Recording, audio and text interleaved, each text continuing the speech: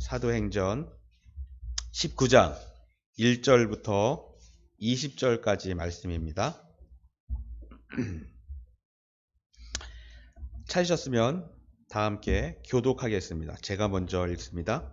아볼로가 고린도에 있을 때 바울이 윗지방으로 다녀 에베소에 와서 어떤 제자들을 만나 가로되 너희가 믿을 때에 성령을 받았느냐? 가로되 아니라 우리는 성령이 있어도 듣지 못하였노라. 바울이 가로되 그러면 너희가 무슨 세례를 받았느냐? 대답하되 요한의 세례로다. 바울이 가로되 요한이 회개의 세례를 베풀며 백성에게 말하되 내 뒤에 오신 이는 믿으라 하였으니 이는 곧 예수라 하거늘. 저희가 듣고 주 예수의 이름으로 세례를 받으니 바울이 그들에게 안수하며 성령이 그들에게 임하심으로 방언도 하고 예언도 하니 모두 12사람쯤 되니라.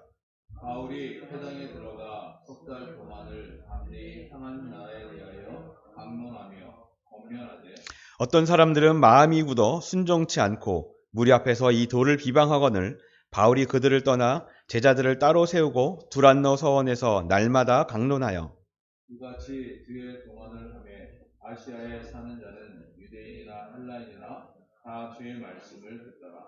하나님이 바울의 손으로 희한한 능을 행하게 하시니 심지어 사람들이 바울의 몸에서 손수건이나 앞치마를 가져다가 병든 사람에게 얹으면 그 병이 떠나고 악기도 나가더라. 이에 돌아다니며 마술하는 어떤 유대인들이 시험적으로 악기 들린 자에게 대하여 주 예수의 이름을 불러 말하되 내가 바울의 전파하는 예수를 빙자하여 너희를 명하노라 하더라. 유대의 한 제사장 스게와의 일곱 아들도 이 일을 하더니 악기가 대답하여 가로되 예수도 내가 알고 바울도 내가 알거니와 너희는 누구냐 하며 악기 들린 사람이 그 두 사람에게 뛰어올라 억제하여 이기니 저희가 상하여 거슴으로 그 집에서 도망하는지라. 에베소에 거하는 유대인과 헬라인들이 다 이 일을 알고 두려워하며 주 예수의 이름을 높이고 믿은 사람들이 많이 와서 작업하여 행한 일을 범하며 또 마술을 행하던 많은 사람이 그 책을 모아 가지고 와서 모든 사람 앞에서 불사르니 그 책값을 계산한즉 은 5만이나 되더라. 이와 같이 주의 말씀이 힘이 있어 흥왕하여 세력을 얻으니라. 아멘. 네. 어린이 설교 시간입니다.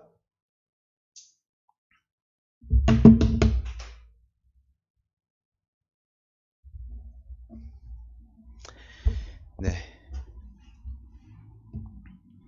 저번 시간만 해도 우리 아이들이 앞에 와 앉아 있어서 너무나 기쁘게 설교를 했었는데 오늘은 또 피치 못한 사정으로 온라인으로 이렇게 설교를 하게 됐습니다. 주일학교 여러분, 여러분은 여러분의 부모님이 누구이신지 잘 알고 있죠? 그죠? 혹시 모르는 사람 있나요? 우리 부모님이 누구지? 어떤 분이지? 이런 사람 아무도 없을 거예요. 그죠? 혹시 아주 어렸을 때는, 지금보다 더 어렸을 때는 부모님들이 장난으로 넌 사실이 내 아들, 딸이 아니란다. 넌 다리 밑에서 좋았어. 이런 얘기 들으면 막 속상하고 울고 그랬던 때가 있었을지도 몰라요. 그죠? 제 아들은 그랬습니다. 아들 얘기하는 거 싫어하는데. 네. 근데 이제는 그런 얘기를 하잖아요. 이제는 그거 얘기 듣지도 않아요. 표정도 안 바뀌고요. 여러분도 그렇지 않을까요? 그죠? 지금 어머니, 아버님이 너 사실은 다리 밑에서 좋았단다? 그러면 여러분 어떨 것 같아요? 흥, 그래요? 그냥 이러고 넘길 거예요. 왜 그러죠? 왜 그럴까요? 여러분은 여러분의 부모님이 그리고 또한 내가 부모님의 자녀인 걸 아주 확실하게 믿기 때문에 그래요. 그죠? 그게 흔들리지 않아요. 그런데 다시 한번 질문해 볼게요. 그런데 우리는 언제부터 혹은 어떻게 우리 부모님이 내 부모님인 거를 알 수 있었을까요? 이쯤에서 원래 같이 모여서 얘기하면 우리의 친구들이 막 이런 대답들을 할 텐데, 조용하네요, 오늘은.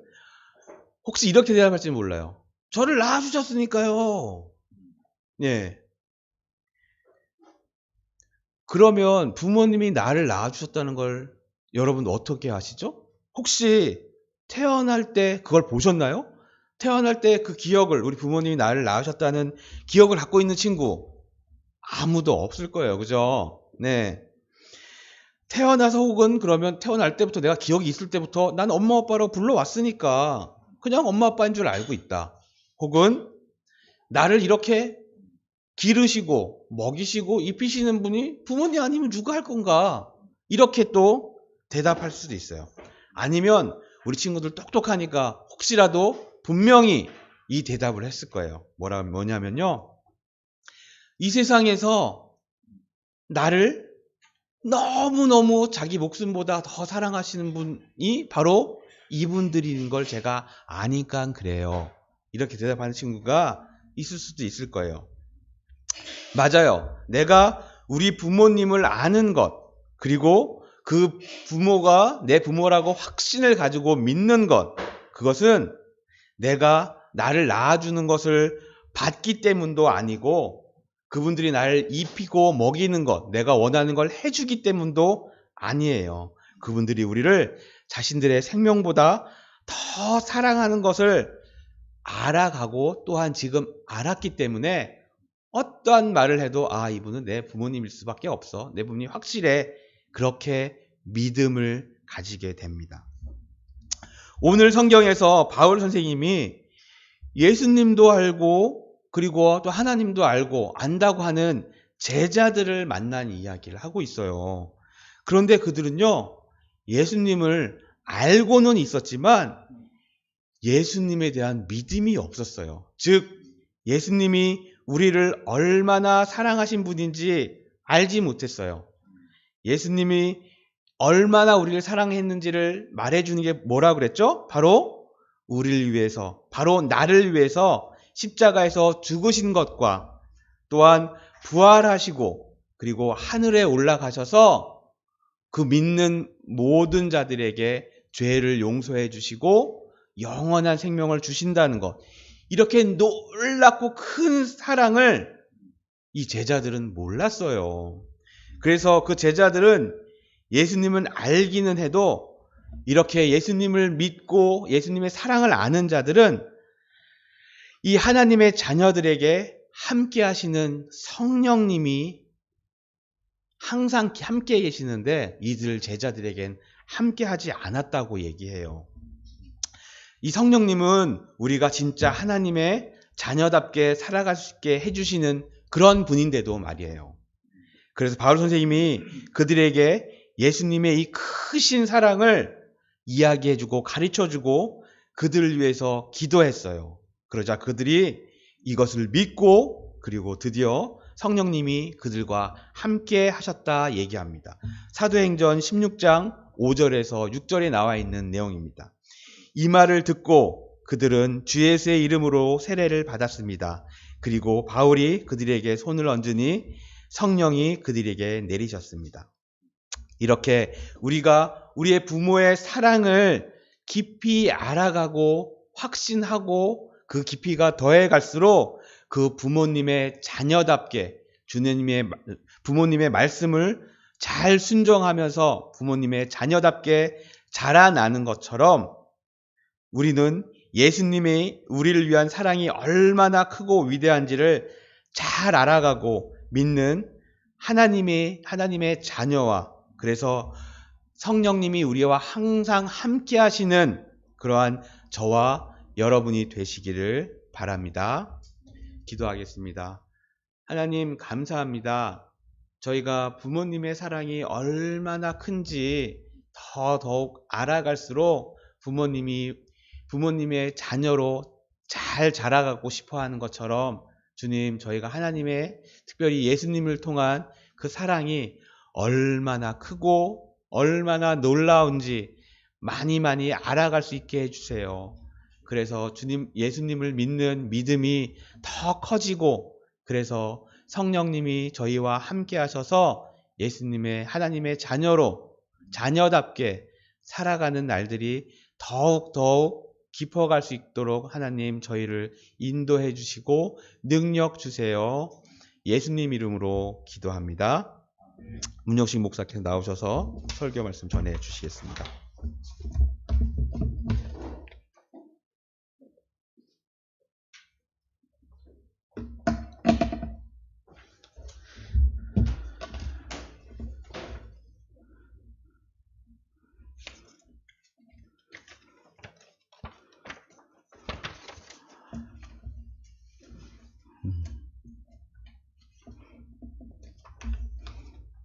네, 오늘 코로나가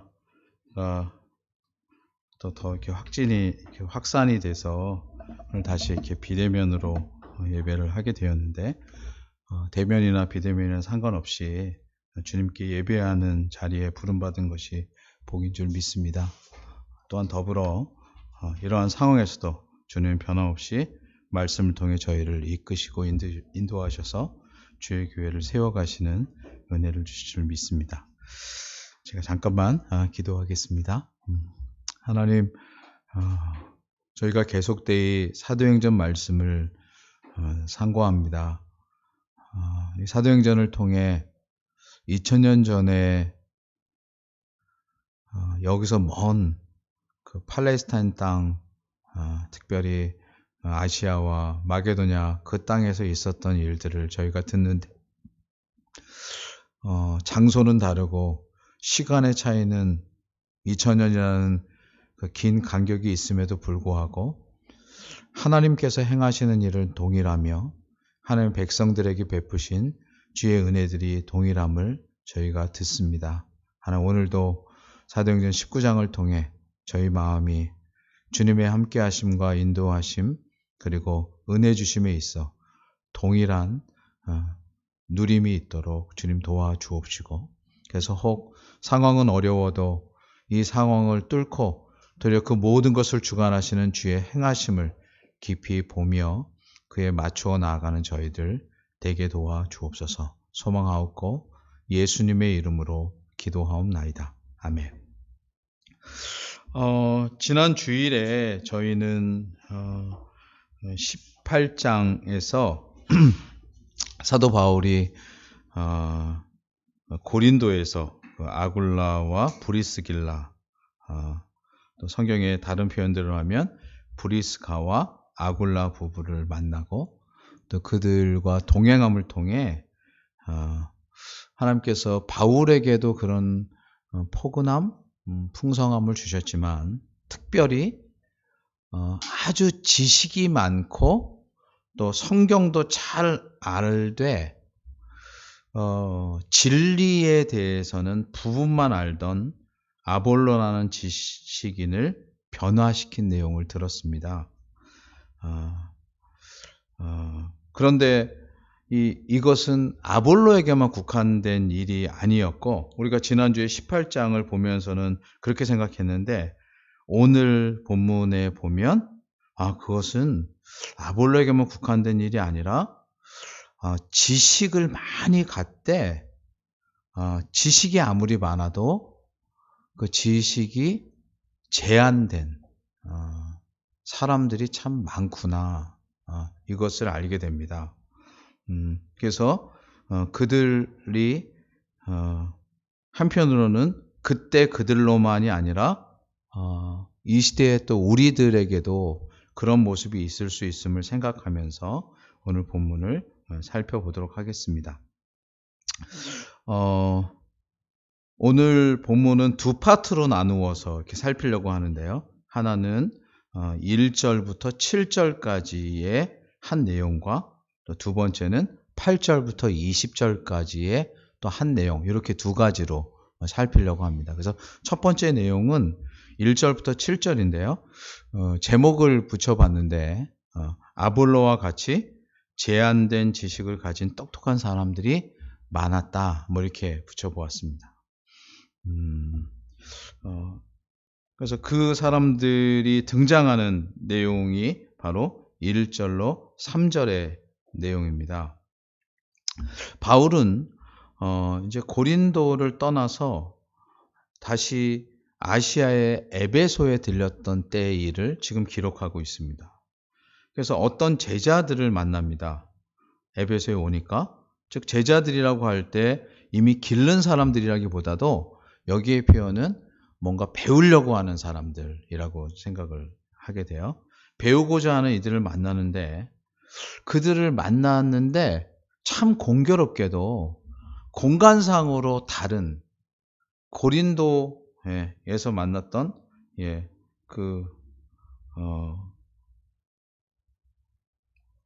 죄송합니다. 에베소에서 만났던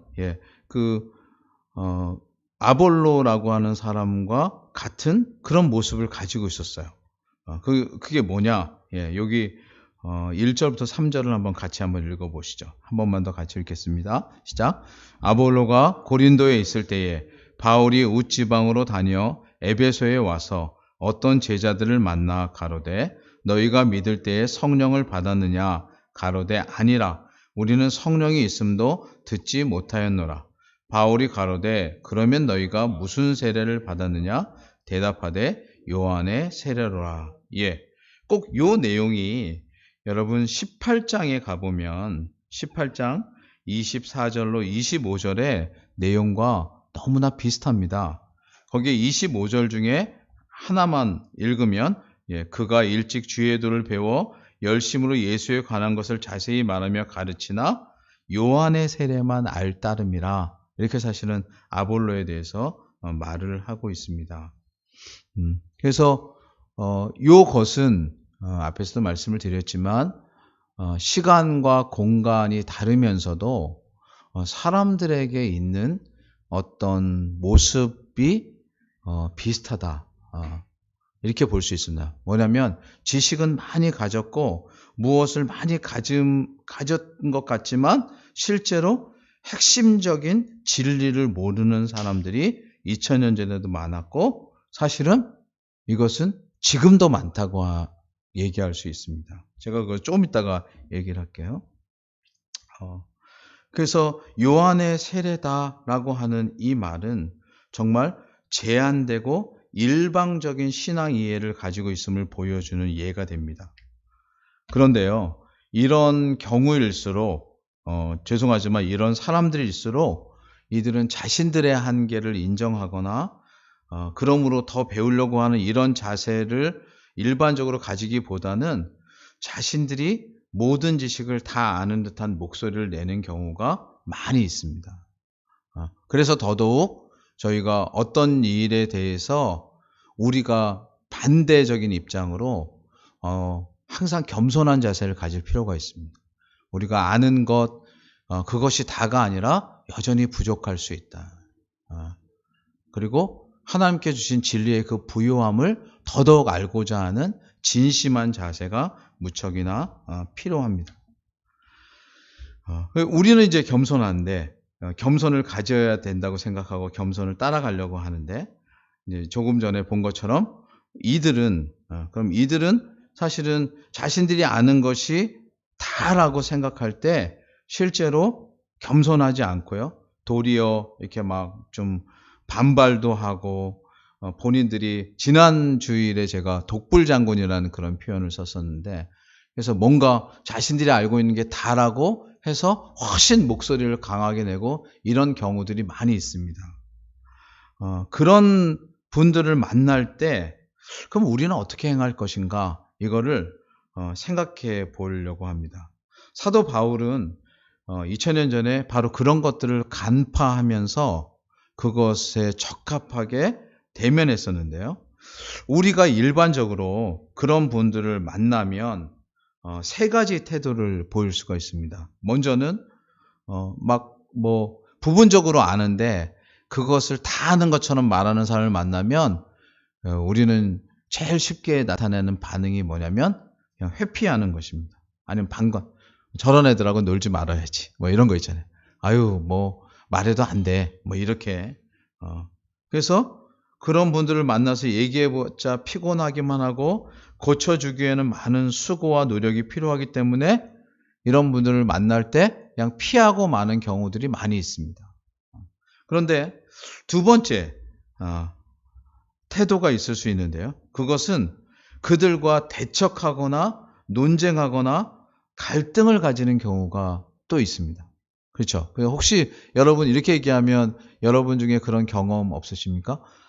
저는 그런 경험이 있어요. 이렇게 얘기하다가 그냥 피하면 쉬웠을 텐데 어떤 문제가 촉발이 돼서 뭐 우리 쉽게 얘기하면 말싸움이 되고 말싸움이 자존심 싸움이 되고 그러니까 이제 막 서로 얼굴 붉히고 그래서 뭐 때문에 싸우는지 모르는데 이제 그게 서로 막 감정 싸움으로 촉발되는 거예요. 근데 그런 경우를 잘 돌이켜 보면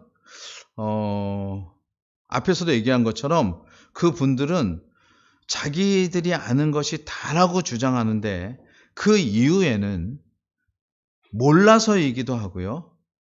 그것이 제한된 지식이라는 것을 본인들이 알고 있는데 그렇기 때문에 다소의 열등감이나 반발감을 가지고 있기 때문에 사실은 그것을 숨기려고 나타내는 현상일 수도 있습니다. 사실은 저도 그래 봤거든요. 내가 아는 게 사실은 부족하다는 게 드러난 순간 그 창피함과 부끄러움을 이기려고 막 그렇게. 근데 그거를 제 자신도 그렇지만 상대방도 그럴 수 있다는 거예요. 예. 그런데 중요한 건 첫 번째는 회피하는 태도, 두 번째는 논쟁하는 태도가 그리스도인으로서 그렇게 좋은 태도는 아니다. 왜냐하면 지금 바울이 보여주는 내용, 바울이 보여주는 태도가 세 번째라고 할 수 있는데 상대방이 어떠하든 이게 대화를 해보면 알 수 있잖아요. 그렇죠? 이미 지금 저희가 전개하고 있는 바 알고 있다. 파악이 됐다. 상대방이. 그럴 때 분명히 부분적이고 제한적이지만 상대방의 이야기를 천천히 들어주고 그들이 부족한 것이 무엇인지를 알면서 그것을 가지고 공격하거나 그것을 지적하는 게 아니라 도리어 그것 너머를 품어주는 태도가 있을 수 있습니다. 바울이 보여준 바, 여러분 그 다음 구절인 5절에 한번 보시죠. 5절에 보면 이렇게 되어 있습니다. 저희가 듣고 주 예수의 이름으로 세례를 받으니 이렇게 나와요. 그러니까 지금 제한된 지식을 가진 사람들이 바울에게 대해서 한 행동이에요. 근데 그게 그냥 나왔을까라고 생각하면 아니에요.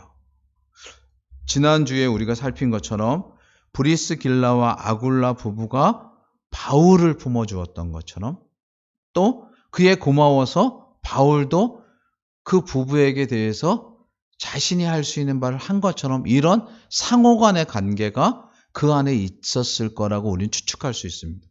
그래서 지난주에도 우리 아볼로를 향해서도 사실은 아볼로가 제한된 지식을 가졌지만 제한된 지식을 가진 것을 공격하고 넌 왜 그거밖에 몰라? 라고 하는 방식이 아니라 배려와 돌봄이라는 모습을 통해 내적인 한계를 품어주었기 때문에 아볼로가 그렇게 수용적인 자세가 됐다. 저희가 살핀 것처럼 바로 여기 지금 이들이 듣고 세례를 받기까지 이르게 된 연유에는 바로 그러한 모습이 있었다고 우리는 추측할 수 있습니다. 이거는 사실은 납득할 만한 그런 입장이에요. 사실은 많은 경우 이와 반대로 여러분 혹시 이런 속담 들어보신 적이 있으시죠? 쥐도 구석에 몰리면 뭘 분다? 고양이를 분다. 예, 이게 속담이더라고요. 속담. 예. 그래서 어떤 지식과 재능의 한계가 있으면 있을수록 혹 자신의 약점에 대해서 비판을 받으면 그에 대한 반응이 공격적으로 바뀔 수 있습니다. 그런데 우리가 주의 은혜로 구원을 얻은 자들이잖아요. 하나님의 진리를 우리가 추구해서 얻었다기보다도 하나님의 은혜로 받은 자들이에요.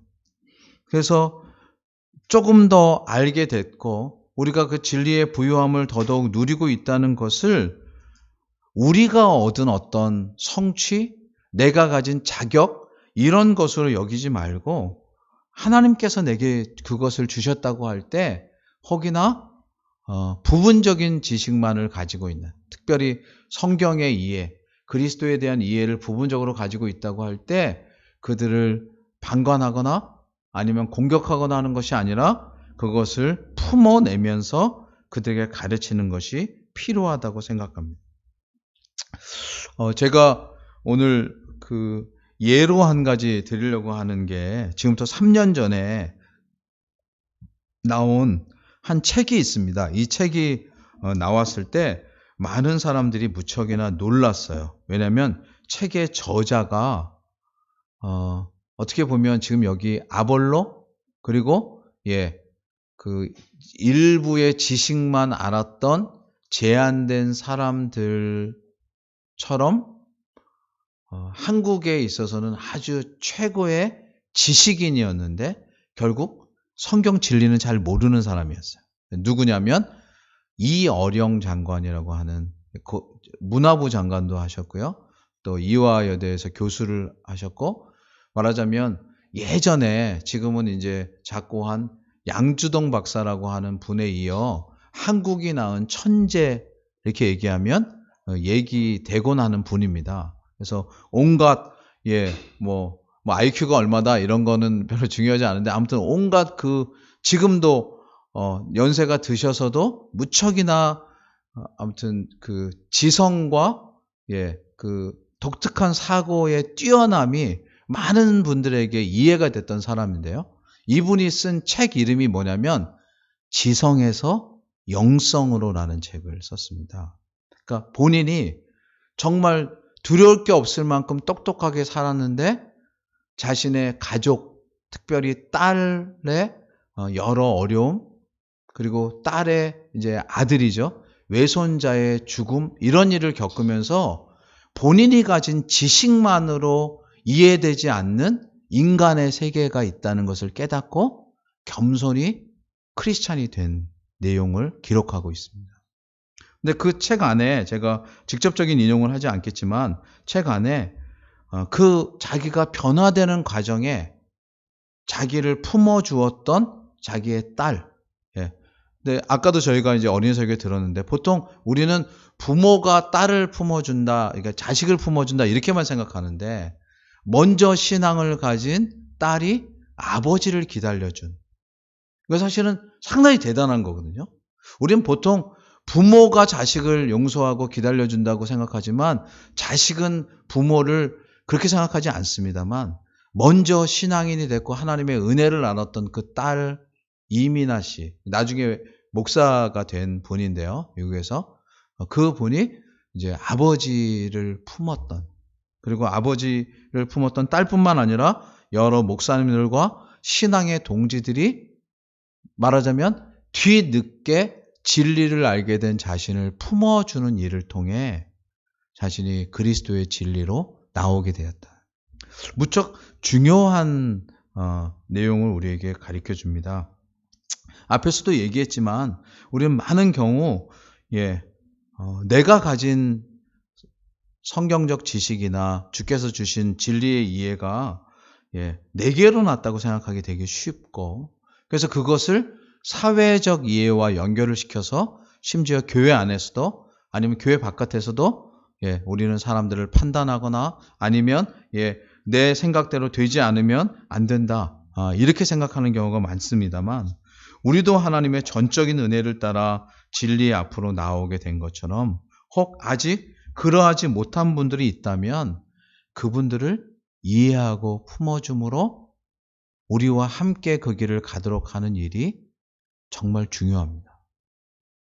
하나님께서 바울을 통해, 사실은 바울이 성향적으로 보면 무척이나 강했잖아요. 그렇죠?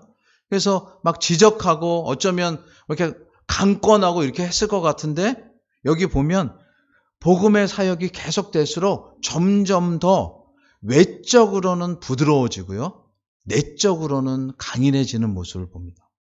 우리 한자어로 이걸 뭐라고 하죠? 외유내강이라고 하죠. 진리에 대해서 더더욱 견고해지면 견고할수록 외부에 대해서는 무척이나 넓고 넉넉해지되 내면에는 흔들리지 않는 하나님의 진리로 견고히 서는 모습을 갖는 것입니다. 그래서 이제 크게 두 번째로 사도 바울이 이 에베소에서 이런 사람들이 많다면, 여기 특별히 아까 7절에 보면 이런 사람들이 모두 12사람쯤 되니라 이렇게 돼 있죠. 그렇죠? 예, 여러분 우리는 전통적으로 뭐 손가락 10 아니면 100, 만 이런 게 이렇게 그 숫자 그대로의 10, 숫자 그대로의 100, 숫자 그대로의 만만 의미한 게 아니라 이제 꽉 찼고 많다라고 할 때, 제가 생각할 때 모두 12사람쯤 되니라라고 하는 이 표현 속엔 그런 사람들이 많다. 이렇게 저는 해석을 하고요.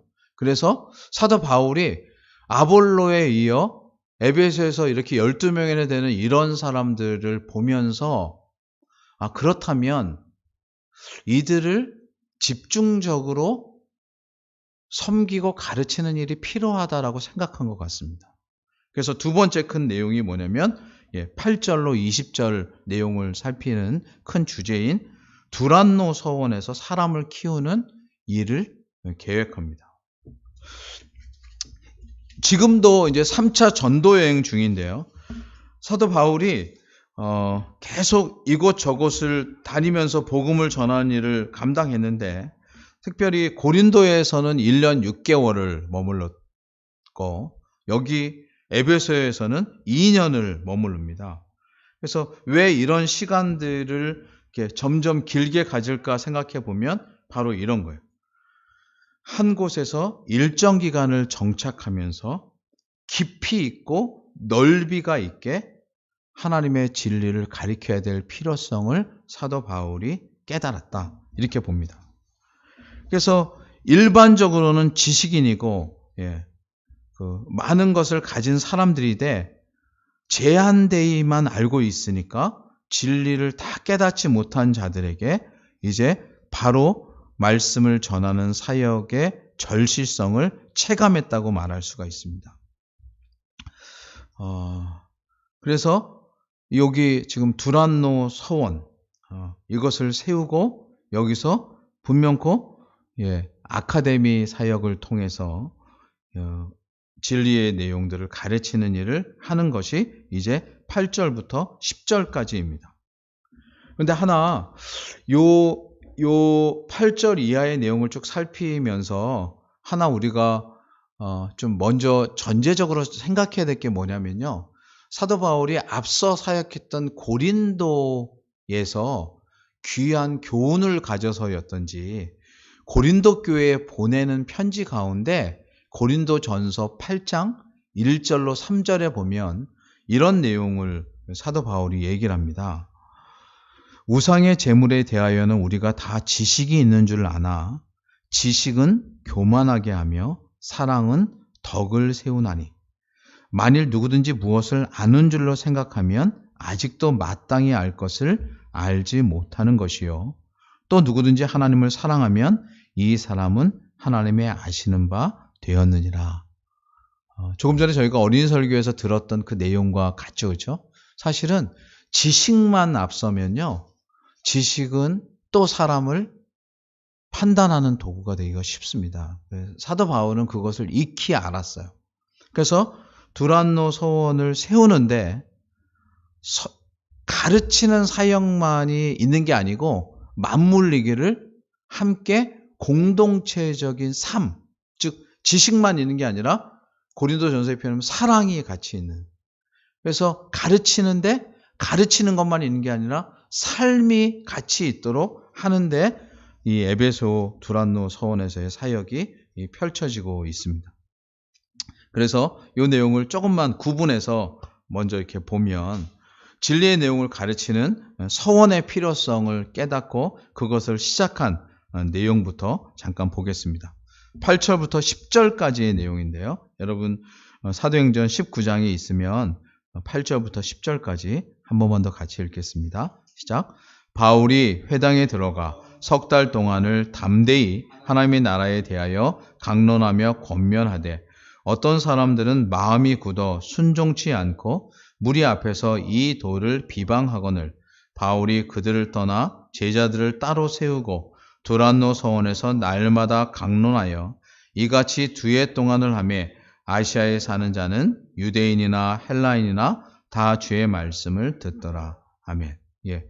여기 먼저 회당에 들어가서 석 달 동안을 강론하며 권면을 했습니다. 하나님의 나라에 대해서.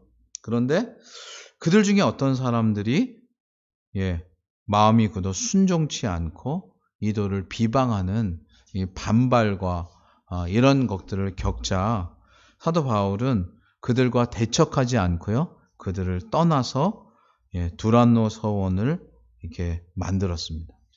그리고 그곳에서 자그만치 2해 동안 그래서 2해 동안을 계속해서 날마다 강론했다 하니까 생각해 보면 1년이 365일이니까 날마다 2년 동안을 했다 그러면 거의 700 몇십 번인데요. 안식일에 쉬었을 테니까 거의 700번 가까이를 계속되게 가르쳤어요. 그럼 뭘 가르쳤을까? 요게 이제 오늘 중요합니다. 뭘 가르쳤을까? 물론 회당에서는 하나님의 나라에 대해서 가르쳤습니다. 근데 지금 여기서 그 연결선 속에서 뭘 가르쳤을까 생각할 때 이게 에베소에서 가르쳤잖아요. 그렇죠? 그래서 이게 에베소서를 통해서 저희가 그 사도 바울이 에베소에 가장 귀중하게 세우려고 했던 것들이 뭔가를 생각해 볼 때 크게 2가지를 생각할 수 있습니다. 첫 번째는요. 하나님의 섭리와 그리고 2번째는 그 섭리의 집약인 교회를 생각할 수 있습니다. 인간의 이해를 뛰어넘는 걸 뭐라고 하냐면 사실 하나님의 섭리라고 합니다. 사실 지식을 많이 가지면 지식을 가질수록 내가 배우고 알고 있는 지식 안에 무엇을 담으려고 합니다.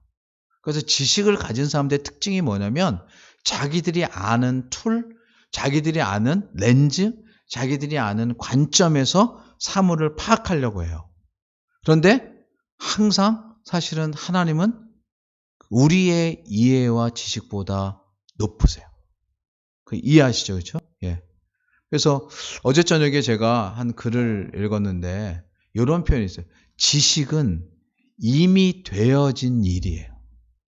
그렇죠? 과거형이에요. 근데 예언은 이제 되어질 일이에요. 그래서 인간들이 추구하는 지식은 거의 다 이미 된 일이고, 그래서 이미 된 일 속에 그것을 바꿔 말하면 경험으로 그것을 내가 아는 바를 따라 나머지를 판단하려고 하지만 실제로 하나님의 일은 과거에만 있지 않고요. 현재에도 있으며 미래에도 있어요. 다시 말하면 종말까지, 창조부터 종말까지 큰 계획 속에 펼쳐지는 것이라 그것을 집약하면 하나님의 섭리다. 그래서 그것을 표현하자면 하나님의 구원의 계획과 그것을 이루어 가십니다. 이렇게 얘기할 수 있습니다. 그래서 이 에베소에 있는 두란노 서원에서 2해 동안 계속되게 가르치신 내용이 바로 하나님의 섭리인데 그것을 잘 기록하고 있는 내용이 에베소 1장 3절로 6절입니다. 여러분 한번 찾아서 좀 읽어보시죠.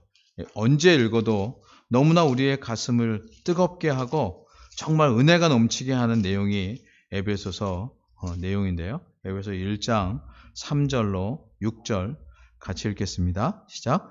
찬송하리로다. 하나님 곧 우리 주 예수 그리스도의 아버지께서 그리스도 안에서 하늘에 속한 모든 신령한 복으로 우리에게 복 주시되 곧 창세전에 그리스도 안에서 우리를 택하사 우리로 사랑 안에서 그 앞에 거룩하고 흠이 없게 하시려고 그 기쁘신 뜻대로 우리를 예정하사 예수 그리스도로 말미암아 자기의 아들들이 되게 하셨으니 이는 그의 사랑하시는 자 안에서 우리에게 거저 주시는 바 그의 은혜의 영광을 찬미하게 하려는 것이라. 아멘.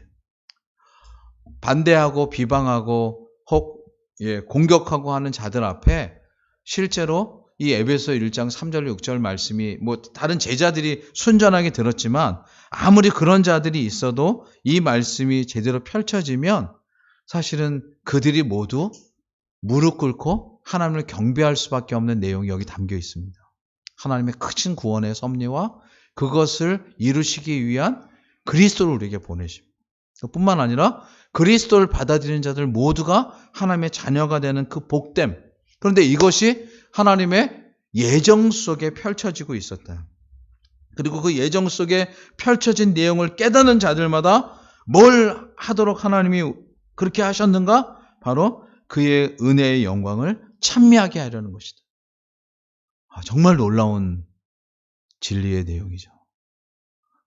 인간이 아는 일부의 지식은 우리는 어떤 삶에 도움이 돼요. 제가 종종 그 신문에 나오는 이렇게 그 조각 지식이 있습니다. 하나 예를 들면 옷에 그 커피를 쏟았을 때는 뭘 어떻게 해야 되나요? 이게 어떤 특정한 신문에 보면 이렇게 생활 정보처럼 그림하고 이렇게 실리거든요. 그렇게 유용해서 이렇게 찾아볼 때가 있어요. 예를 들어서 지난주에 제가 여기 넥타이에 그 고춧가루 같은 게 이렇게 묻어가지고 넥타이가 이렇게 빨개졌어요. 그래서 저는 생각을 못하고 그거를 다른 빨래할 때 세탁기에 같이 넣었거든요. 근데 나중에 넥타이가 세탁기에서 나온 다음에 다 어떻게 되냐면 속을 다 창자를 다 드러낸 모습이었고 아내한테 얼마나 혼난지 몰라요. 그러니까 이렇게 그거를 찾아보았으면 거기에 뭘 닦는다 이렇게 했을 텐데 그렇지 못하고 그러니까 그런 일반 지식에 있어서 부족한 걸 또 어떨 땐 도움을 얻을 수 있다는 거죠. 신문이나 이런 데서. 그런데 신문이나 어떤 정보나 이런 데서 하나 그런 사소한 도움은 주지만 실제로 하나님이 하신 일, 또 구원의 계획, 그러므로 우리 인생의 진정한 목적과 목표에 대해서는 절대로 가르쳐주지 않습니다. 근데 성경은 바로 그 내용을 가르쳐주고 있고요. 특별히 에베소서에서 하나님의 섭리에 대해서 사도 바울은 그 일을 말함으로써 그것을 듣는 자들로 하여금 이 땅 가운데 사는 삶의 가장 존귀한 의미가 뭔가를 되새기게 합니다. 그래서 그거를 성경을 통해서 듣고 배워서 집약한 사실은 사람들이 우리보다 약 한 400년 전에 살았던 청교도들이라고 하고요. 그들이 웨스터민스터 신앙 고백서 또 대소요리 문답을 써서 거기에 우리가 잘 아는 바 제 대요리 문답 1문에 사람의 으뜸되고 최고인 목적은 무엇입니까? 이렇게 묻고는 바로 그 사람의 으뜸되고 최고인 목적은 하나님을 영화롭게 함과 온전히 하나님을 영원토록 즐거워함입니다. 하고 하는 인생의 큰 방향을 제시해 주는 그 에베소에서 두란노 서원을 세워서 사실은 사도 바울이 일깨우고 가르치려고 했던 것이 바로 그것이에요. 하나님의 섭리와 역사. 그럼 그 속에서 우리는 무엇을 지향하며 살 것인가? 이거는 조그만한 정보, 조그만한 지식에 매여서 살아가도록 우리를 내버려 두지 않는 하나님께서 사도 바울을 통해서 하신 귀한 사역이었다고 저는 생각합니다. 이는 우리에게도 마찬가지예요. 우리가 교회를 이루고 또 교회 속에서 저희 아까 4번째 주일이니까 마침 통일을 준비하면서 증산상암 수색이라는 지역사회 속에 진리 공동체, 그 다음 뭐죠? 기독교 아카데미, 의료복지사역. 저희가 이거 계속 기도했던 바거든요. 사실은 교회로 하나님 저희를 부르셔서 이곳에 두셨을 때 저희가 계속되이 펼치고자 하는 사역 중에 하나가 바로 진리를 가리키는 일입니다. 그것의 원형이 그리스도의 가르침에 있고 또 두 번째 모본은 사도 바울의 두란노 서원에 있는 것이죠. 저희가 지금은 잠시 안식 기간을 갖고 있지만 주께서 언젠가 때가 되면 다시금 이것을 또 일으키실 줄 믿습니다. 그리고 그것을 외부적으로 하기 전에 먼저 하려고 올 초, 그 다음에 지금 이 가을 학기에 성경의 내용을 주일 오후에 살피고 있는 것도 그 같은 맥락입니다. 계속되이 참된 진리의 내용을 알도록 가르쳤던 게 두란노 서원에 있었던 것처럼 사실은 이것은 계속되이 우리가 감당할 바다, 이 말씀을 드리고 싶고요. 그래서 그 두란노 서원에서 사도 바울이 가르쳤던 첫 번째 내용이 하나님의 섭리라면 두 번째는 바로 교회에 대한 것입니다. 에베소 2장 20절부터 22절에 보면 거기에 바로 사도 바울은 교회에 대해서 이렇게 말을 하고 있습니다. 너희는 사도들과 선지자의 터 위에 세우심을 입은 자라. 그리스도 예수께서 친히 모퉁이 돌이 되셨느니라. 그 안에서 건물마다 서로 연결하여 주 안에서 성전이 되어가고 너희도 성령 안에서 하나님의 거하실 처소가 되기 위하여 예수 안에서 함께 지어져 가느니라. 아멘. 이렇게 말합니다. 즉 우리는 그저 어느 날 뚝 떨어져서 우리만 있는 자들이 아니고 하나님께서 당신의 말씀의 종들인 사도들과 선지자들의 그 터 위에 그 반석 위에 우리를 세우시고 특별히 우리만 서도록 하는 것이 아니라 친히 그리스도께서 모퉁이 돌, 기초석이 되셔서 우리로 서가게 하셨는데 바로 뭘로 서가게 하셨는가? 그게 교회라는 것입니다. 교회. 사도 바울은 2년간 두란노 서원에서 계속되이 가르침을 통해 이전에 제한된 지식만 가지고 있던 자들을 결국 풍성한 하나님을 아는 지식에 하나님의 교회됨을 아는 지식에 이르도록 이끌었고 바로 그것은 그러므로 과거에만 머무는 지식이 아니라 종말을 바라보고 주님의 이루실 일을 바라보는 참된 신지식이 되게 하였던 것입니다. 그래서 이 내용은 두란노 서원에서 가르친 머리만, 아까 지식만 갖게 하는 게 아니고 이것이 이제 더불어 삶을 이루도록 인도하는데요.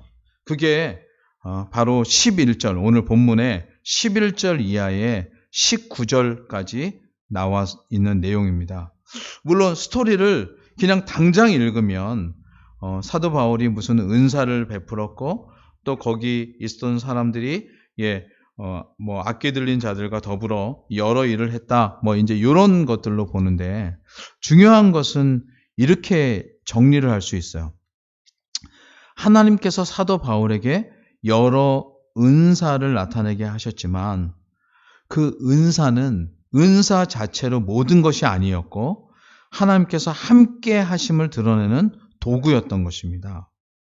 그래서 바울의 그 은사를 통해 여러 사람들은 당장에 자신들이 얼마나 제한되고 그 다음에 또 잘못된 것들에 노출되어 있음을 돌아보았을 뿐만 아니라 바로 그 악하고 잘못된 것들을 이제 불태움으로써 단절하는 일을 이제 더 이상 잘못된 것을 쫓지 않고 바르고 참된 것을 쫓겠다 하는 모습으로 나타납니다.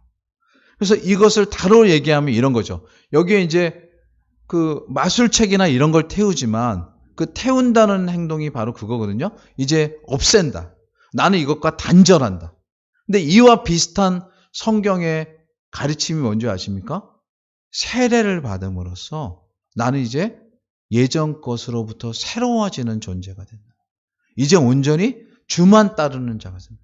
그래서 앞에 출발할 때 여러분 그들이 가졌던 제한된 그 지식이 뭐였냐면 요한의 세례라고 했어요. 그런데 이제 요한의 세례가 아니라 성령의 세례를 그리스도를 통해서부터 받고 그것의 가르침을 받았던 사람들이 보여주는 참다운 행동은 과거로부터의 단절이요. 그러므로 이제 온전히 주님의 일하심을 따라가는 모습이 있다. 그럼 결국 여러분 보세요. 우리 교회를 한번 생각해 보시죠. 교회에 모인 사람들이 누구를 구성원으로 합니까? 바로 공적인 곳에서 세례를 받음으로 더 이상 나는 과거의 것과 연하지 않고 이제 온전히 주님과 하나 된 자입니다. 라고 고백하는 사람들이 모여서 이룬 곳을 교회라고 합니다. 그렇죠? 그러므로 이제 두란노 서원에서 가르친 그 지식은 지식으로서만이 아니라 이제 공동체성, 함께 교회를 이룸을 통해 드러나고 있는 거예요. 이것은 우리에게 주는 교훈이 참 많습니다. 저희가 정말 주의 은혜로 20여 년 전부터 진리 공동체, 기독교 아카데미, 의료복지의 사역에 꿈을 두고 기도해 왔습니다. 물론 여러 차례 말씀드렸듯이 처음엔 이 꿈이 언제 이루어질까. 그런데 하나님께서 아주 더디지만 하나하나 이것을 채워가시고 이것을 이루어 가심을 저희가 봅니다. 저는 의료복지사역에 대해서 깊은 마음을 가지고 있으면서도 사실은 동시적으로 제가 저희 아이이기 때문에 실제로 이것을 교회와 어떻게 매치시킬까에 대한 이해가 사실은 부족한 점이 있었습니다. 그런데 제가 우리 이 목사님께서 얘기하실 때마다 늘 마음에 다시금 새기는 게, 그게 한 청년이 자기의 인생사에서 무엇이 된 게 아니고 하나님이 큰 하나님의 계획 속에서 우리 이제 차집사님, 또 우리 강무학 강사님, 또 더불어 우리 문한솔 자매가 그런 일들에 참여함. 근데 그분들만이 아니죠, 그렇죠? 우리 교회 속에 속한 모든 분들이 다양한 모습으로 진리 공동체를 이루고, 또 우리가 그동안 하나님의 말씀을 가르치는 아카데미 사역을 감당해 왔고, 또 그 일들을 여러분들이 또 역할을 수행해 왔으며, 지금 보이는 인원들, 지금 우리가 아는 사람들만이 아니라 이들이 모퉁이 돌에 이어 또 다른 작은 기둥들로 역할을 감당할 때 하나님께서 풍성한 사역을 이루실 줄 믿습니다. 이것을 이미 2000년 전에 이 에베소에서 사도 바울을 통해 하나님 보이셨고, 또 지금 이 말씀을 통해 우리로 재확인하게 하는 것입니다. 그러므로 이러한 목적은 무엇인가? 이것이 마지막 20절에 이렇게 결론적으로 나타납니다.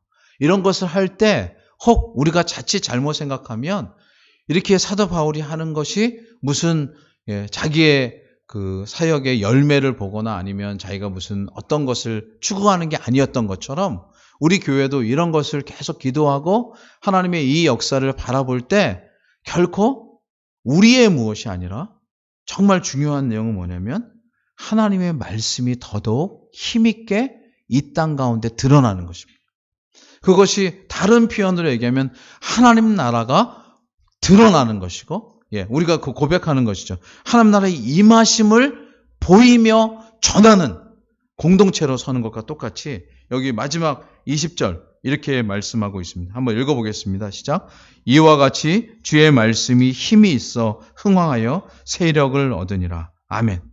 여기에 어떠한 사람과 인간적인 무엇이 있는 것이 아니고 주의 말씀, 하나님의 진리가 높이 들리고 그것이 흥왕하여 온 땅 가운데 전파되는 것을 의미하는 것입니다.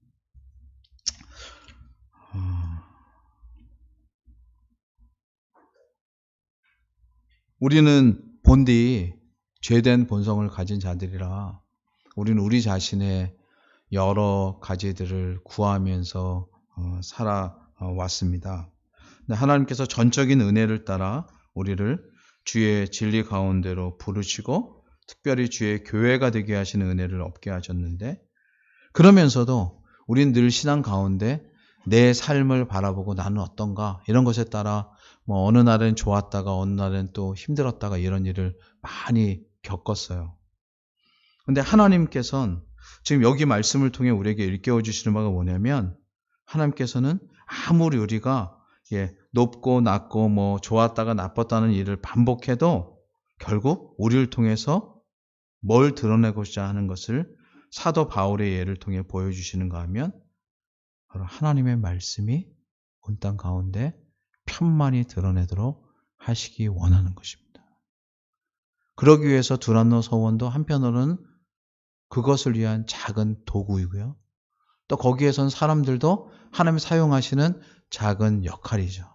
그러나 전체적으로 보면 우리는 이렇게 고백할 수 있습니다. 하나님, 우리와 같이 부족한 자들을 부르셨는데 우리로 하나님 나라의 그 풍성한 부여를 맛보고 누리게 해주셔서 감사합니다.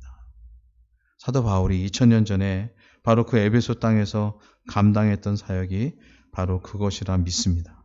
그러기에 앞에서도 언급했지만 말씀을 맺으면서 이 말씀을 꼭 드리고 싶습니다. 지금 코로나로 우리가 무척 어려운 시기를 겪고 있습니다. 그렇죠? 전혀 예상하지 못했던, 그러나 이것은 외적으로 다가온 어려움이지 우리에게 주신 본질적인 복음의 사역과 진리의 사역은 결코 그것에 의해서 훼손될 수 없는 것임을 여러분 기억하시기 바랍니다. 우리의 존재와 목적이 그리고 교회됨의 이유와 지향이 무엇인가 생각할 때 그것이 바로 하나님의 복음을 나누고 하나님의 진리를 우리의 삶의 풍성함을 통해 드러내는 것임을 생각할 때 여러분 움츠려 들지 마시고 혹 비대면으로 우리가 이렇게 모일지라도 복음 앞에 서는 일을 주저하지 마시고 더더욱 하나님의 말씀을 깊이 새기며 여러분 속에 진리로 풍성한 은혜가 있기를 구하는 성도 여러분 되시기를 바랍니다. 그때 지금은 우리가 다 알지 못하지만 우리가 한참 지난 후에 하나님께서 우리의 삶 가운데 주셨던 더 큰 은혜를 회고하며 감사할 시간을 갖게 될 줄 믿습니다. 기도하겠습니다. 하나님 아버지 은혜를 감사합니다.